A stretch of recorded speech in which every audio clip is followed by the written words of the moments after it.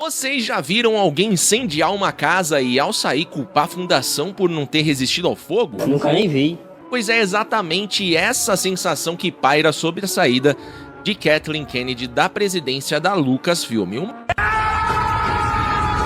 Uma gestão de mais de uma década que prometeu reviver a magia de Star Wars e Indiana Jones, mas que para muitos entregou uma série de desastres criativos, culminando em uma despedida marcada pela arrogância de culpar o próprio público. Que coisa horrorosa! Hoje, vamos mergulhar na era Kennedy, desvendar como a ideologia woke se infiltrou nas franquias mais amadas do cinema, transformando épicos de aventura e mitologia em veículos para uma agenda política que, comprovadamente, afasta o público, destrói o cânone e gera prejuízos bilionários.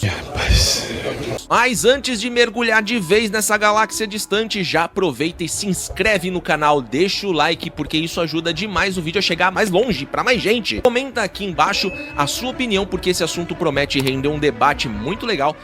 E compartilha com aquele seu amigo que ainda defende a trilogia sequel com unhas e dentes, tá? E claro, se você quiser apoiar ainda mais o nosso canal, considere se tornar membro do canal Namura por apenas R$ 2,99 por mês. É baratinho e ajuda muito e você fortalece esse espaço de discussão nerd sem filtro. Aproveita também, segue o Dragon Nerds, que tá fazendo a edição desse vídeo. Kathleen Kennedy não é uma novata. Seu currículo antes da Lucasfilm é lendário, com clássicos como o ET, Jurassic Park, A Lista de Schindler. No entanto, a experiência em produção não se traduziu em respeito pelo legado que lhe foi confiado.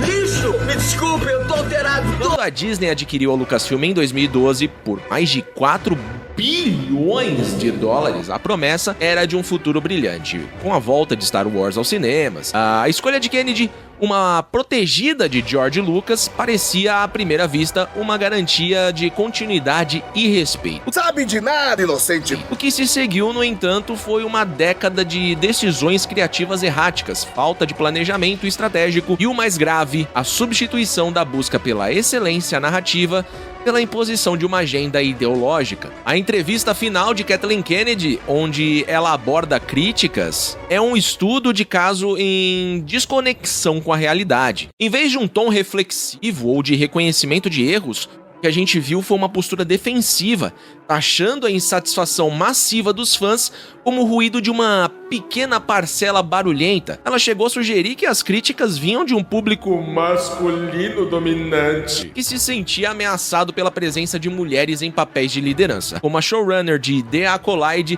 Leslie Handled. Quando você está à frente de uma franquia com décadas de história, milhões de fãs e um peso cultural gigantesco, reduzir críticas massivas a uma minoria soa, no mínimo, desconectado da realidade. Que merda, hein? O problema não é o fã ser difícil de agradar, entre aspas. O problema é a liderança ter falhado em entender o que fez Star Wars ser tão grandioso. A culpa, na visão da Kathleen Kennedy, nunca é da má gestão criativa, da falta de planejamento, como na trilogia sequel, ou a substituição da aventura pela militância. A culpa é sempre do consumidor e ousa questionar o produto ideologicamente carregado que lhe é imposto. Para com essa porra! Essa inversão de valores, onde o criador se coloca como vítima e o público como agressor, é a marca registrada da cultura woke que tomou conta de Hollywood. É a negação da responsabilidade criativa e a tentativa de silenciar a crítica legítima através da intimidação moral. O ponto de inflexão dessa era foi a decisão de transformar Star Wars em uma plataforma de representatividade acima da qualidade narrativa. A própria Kennedy declarou que a história precisa ser representativa de todas as pessoas, uma frase que na prática significou o sacrifício de personagens e tramas, estabelecidas em nome de uma agenda. O símbolo máximo dessa mudança foi a campanha The Force is Female, a força é feminina. Embora Star Wars sempre tenha tido personagens femininas fortes, como a Princesa Leia e Padmé Amidala, essa nova abordagem parecia menos sobre criar heroínas por mérito e mais sobre diminuir os heróis masculinos tradicionais. A trilogia sequel é um monumento a essa falha criativa. A falta de um plano coeso resultou em 3 filmes contraditórios, onde cada diretor diretor parecia querer desfazer o trabalho do anterior. E era para ser uma continuação da saga Skywalker, se tornou uma desconstrução de seus ícones. Luke Skywalker, o herói que redimiu seu pai e restaurou a esperança na galáxia, foi transformado em um ermitão amargurado, covarde e pronto para assassinar o próprio sobrinho. Que essa merda aí. Han Solo foi morto de forma melancólica, a Leia teve seu papel reduzido, o legado foi desrespeitado para abrir espaço para novos personagens que, apesar de todo o marketing ideológico, não conseguiram sustentar nada à franquia. O caso da Rey, a protagonista da nova trilogia, é o exemplo clássico do que se convencionou a chamar de Mary Sue, uma personagem que possui habilidades extraordinárias sem qualquer treinamento ou explicação plausível. Ela domina a força, a pilotagem e o combate com sabre de luz de forma instantânea, tornando os anos de treinamento de personagens como Luke e Anakin irrelevantes. Essa criação dessas personagens femininas perfeitas e masculinos incompetentes é uma tática narrativa que serve à agenda ideológica, mas destrói a suspensão de descrença de uma jornada do herói, pilar fundamental da mitologia Star Wars. O resultado dessa prioridade ideológica é visível. A trilogia sequel é a mais divisiva e, para muitos, a mais fraca da saga. Para mim também, tá? Para mim é a pior trilogia que já foi feita. É mesmo? O público original que construiu a franquia sentiu-se ignorado e traído. O filme Os Últimos Jedi, em particular, foi um ataque direto aos temas e à filosofia de Star Wars, com o diretor Rian Johnson se vangloriando disso. Subverter expectativas. O que na prática significou subverter a própria essência da franquia. O público respondeu com uma nota de 42% no Rotten Tomatoes, um abismo em relação à nota dos críticos que se mantiveram alinhados. Mas antes da gente continuar, fica aí porque tem um recadinho importantíssimo do nosso amigo Cleverson. Olha, eu sei que você já pensou que o Coringa fosse o maior vilão da sua vida, ou o Coringa ou o Duende Verde, mas na real eu sei que é o aluguel, o carnê e o cartão de crédito estourado que tá te derrotando todos os meses. Eu sei disso porque eu também já passei por isso, tá? Mas calma que existe um nerd que quebrou o código do jogo financeiro e descobriu como vencer de vez. O nome dele é Cleverson. São mais de 13 anos de experiência administrando 90 milhões em crédito e aplicando a metodologia nerd. Norte estratégico de renda e diversificação, onde financiamento bem feito vira capital de giro, consórcio vira lucro. Quer seu primeiro imóvel? Quer viver de renda com aluguel? Construir aposentadoria sólida com imóveis? Ele mostra como e com segurança real e sem mágica. Só em 2025 foram mais de 9 milhões liberados em crédito. E o melhor, ele ainda faz uma consultoria gratuita com análise de perfil, sem enrolação, sem taxa escondida e sem burocracia nível Gotham. Clica aqui no link da descrição, chama o Cleverson, fala que você chegou pelo canal Namura e descobre como virar protagonista da sua própria história. Muito obrigado pela confiança, Cleverson do consórcio, meu amigo. Ah, e se inscrevam no canal dele também, o Consultor Nerd, o link também tá aqui na descrição. Bora lá!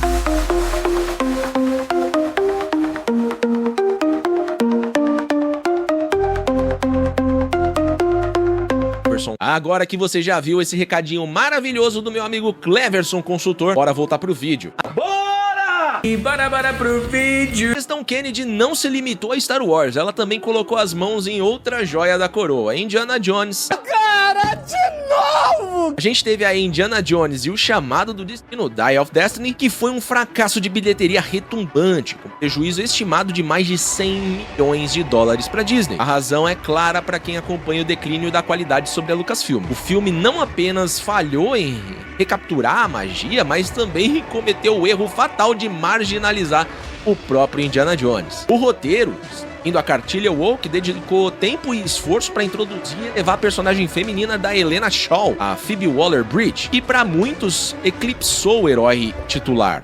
Indy, o arqueólogo aventureiro, foi retratado como um velho ranzinza ultrapassado e, em muitos momentos, dependente da nova e empoderada protagonista. O ícone masculino, o aventureiro clássico, foi substituído e diminuído em sua própria aventura. O resultado foi a morte oficial da franquia e agora tá congelada após esse fiasco. O público não aceitou a tentativa de passar o bastão de forma tão forçada e desrespeitosa com o personagem principal. O caso mais recente e mais flagrante dessa agenda é a série The Acolyte, né? Desde o anúncio, a produção foi envolvida em polêmica com a showrunner Leslie Handled e a atriz principal, Amanda Stenberg, fazendo comentários que sugeriram que a série seria o Star Wars mais Yagi e que o foco estaria em subverter a mitologia Jedi. Headland chegou a declarar que queria explorar a perspectiva Sith e que a série seria uma resposta à masculinidade tóxica dos Jedi. The Acolyte se tornou para muitos fãs o The Woke Light. Pois é, pra você ter uma ideia. Não dá essa, meu irmão. Um título que resume a percepção de que a série priorizou a lacração e a desconstrução em detrimento da lógica e do respeito ao cânone. A série apresenta conceitos absurdos, como a ideia de que os teriam ser os verdadeiros mocinhos e os Jedi os vilões. Ué? O roteiro ignora séculos de mitologia estabelecida, apresentando Jedis incompetentes, facilmente derrotados e que parecem não seguir a própria doutrina. Quando a série estreou, recebeu uma enxurrada de críticas negativas do público, inclusive de nós nerdolas, com uma nota baixíssima no Rotten Tomatoes. A resposta da Lucasfilm de Headland foi a mesma de Kennedy: culpar você. As críticas foram sumariamente descartadas como misoginia e racis, ignorando o fato de que a insatisfação era primariamente com o roteiro fraco, a falta de coerência e a agenda ideológica explícita. Essa tática de desqualificar o público é o último refúgio de quem falhou criativamente. É importante notar que, quando a Lucasfilm se concentra na qualidade e no respeito ao material, o sucesso é alcançado. As primeiras temporadas de The Mandalorian, sob a direção de Jon Favreau e Dave Filoni, foram aclamadas justamente por resgatarem o espírito de aventura e a mitologia clássica de Star Wars, focando em um protagonista masculino forte e uma narrativa de faroeste espacial. E até mesmo Andor, embora tenha um tom político meio maduro, foi elogiada por sua excelência em roteiro e por construir um universo coeso, provando que o problema não é a diversidade em si, mas a imposição de uma agenda que atropela a história. E é isso que a gente sempre fala aqui. O legado de Kathleen Kennedy na Lucasfilm é um ponto de advertência para Hollywood. É a prova de que a qualidade e o respeito pelo material original e pelo público são mais importantes do que qualquer agenda política, ou até mesmo de ideologia de nicho, tá? A era Kennedy nos ensinou que, quando a militância substitui a mitologia e a representatividade forçada substitui o mérito, o resultado é o fracasso criativo e o prejuízo financeiro. Star Wars e Indiana Jones são franquias que celebram o heroísmo clássico, a aventura, a luta do bem contra o mal. O público quer ver heróis que conquistam o seu lugar por mérito e não por cotas ideológicas. A esperança agora reside em uma mudança de direção, retorno à narrativa atemporal, fez essas franquias serem amadas por gerações. O público já deu seu veredito. A força não é uma ferramenta política. Deixa a sua opinião aqui nos comentários. Qual é o maior erro da era Kennedy? Se você concorda com a minha análise, deixa o like e se inscreve no canal. Clica no link da descrição e no comentário fixado e fala com o Cleverson, que é o nosso consultor, para mudar a sua vida financeira, beleza? Aproveita e diz que você chegou pelo canal Namura, tá bom? A gente se vê no próximo vídeo. Um beijo, um abraço, um aperto de mão e até a próxima.